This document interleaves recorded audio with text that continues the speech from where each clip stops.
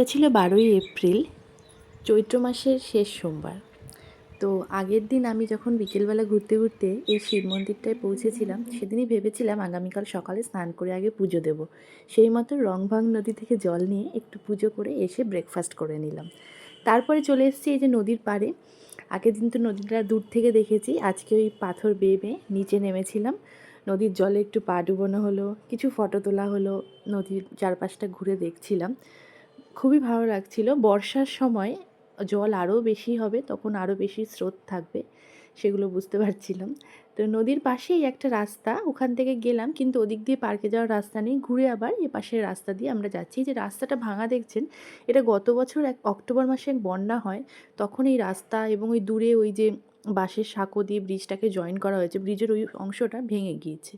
তো আমরা ধীরে ধীরে চলে এসেছি পার্কের ভেতর। পার্কের ভেতর ঘুরে ঘুরে দেখছিলাম। তো এখানে এই যে নিচ থেকে নদী, পাশে পার্ক, আর ওপাশে কিছু হোমস্টে। পার্কের মধ্যেই দেখলাম এই খুব সুন্দর গোলাপি রঙের ফুলগুলো, এগুলো না রডোডেনড্রন ফুল। তো শুধু পার্কের ভেতর নয়, মানে পাহাড়ের কাজে বিভিন্ন জায়গায় রাস্তায় এই ফুলগুলো ফুটে আছে, যেগুলো ভীষণই সুন্দর। ঘুরতে ঘুরতে আমি পেয়ে গেলাম একটা পিচ ফলের গাছ। তো আমি এই কাছে চলে এসেছি, এসে দেখলাম বেশ পিচ ফল হয়েও রয়েছে। আমি সেগুলো দেখছিলাম, খুব ভালো লাগছিল। সত্যি বলতে আমি এর আগে কখনো এরকম পিচ ফলের গাছ দেখেছি বলে আমার মনে পড়ছে না। তো আমি এটা দেখে খুবই এক্সাইটেড ছিলাম। তারপরে আরও কিছু সুন্দর সুন্দর ফুল গাছ রয়েছে, সেগুলো আমি দেখছিলাম। এই যে এই গোলাপটা, কি সুন্দর গোলাপটা, মানে অন্য একটা জাতের গোলাপ, ভীষণই সুন্দর। তো এগুলো একটু দেখছিলাম। আর পার্কের মধ্যে অনেকটাই ঘোরার জায়গা রয়েছে, আর এত সুন্দর ফুল গাছ এবং কিছু কিছু ফলের গাছ। এখানে চেরি ব্লসম গাছও ছিল। তো ভীষণই ভালো লাগছিল। আর এই পার্কের পাশে নদীর ওই অংশটা দিয়ে একটু হাঁটাচলা করে তারপরে আমরা ধীরে ধীরে হোমস্টের কাছাকাছি এলাম। সেখানে এই ডান দিকের রাস্তাটা আমাদের হোমস্টের দিকে যাচ্ছে, ডাউন হিল, আর কিছুটা আপ হিলে উঠলে এখানে চা বাগান রয়েছে। তো আমরা ভাবলাম একটু চা বাগানের ভেতরে ঘুরে ঘুরে দেখব। তো আকাশে একটু মেঘ করেছে, সেই মতো আমরা হাঁটতে শুরু করলাম কিছুটা আপ হিলের দিকে, যেখানে চা বাগান রয়েছে।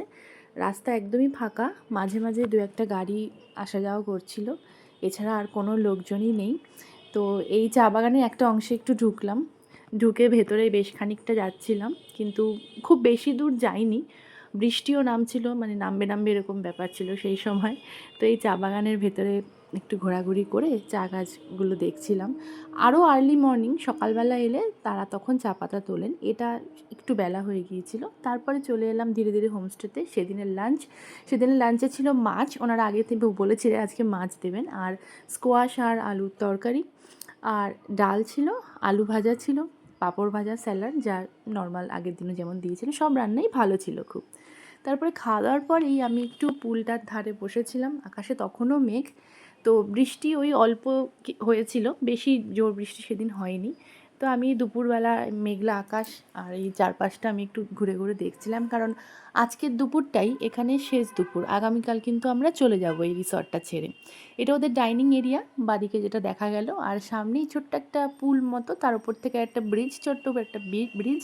সেই ব্রিজটা পেরিয়ে ওপারে গেলে কিন্তু এই সুইমিং পুলটা রয়েছে। আর সুইমিং পুলের ওপারেও কিছু রুম রয়েছে, যেগুলো হচ্ছে মানে ডিলাক্স ক্যাটাগরি, আর আমরা যেগুলোতে ছিলাম সেটা হচ্ছে সুপার ডিলাক্স কটেজ।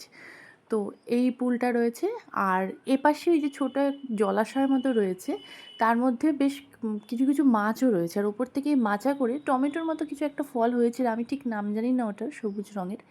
আমি ওগুলো একটু ঘুরে ঘুরে সব দেখছিলাম। আর পুলের পাশে একটা বসার জায়গা রয়েছে, ওখানে বসেই কিন্তু বেশ অনেকটা সময় কেটে যাবে। আমরা সন্ধেবেলা আগের দিন বৃষ্টি হচ্ছিল, তখন ওখানে বসেছিলাম, মানে অনেক সময় ওখানে বসেই কেটে যাবে। ভিডিওটা ভালো লাগলে লাইক করবেন আর চ্যানেলটা সাবস্ক্রাইব করবেন।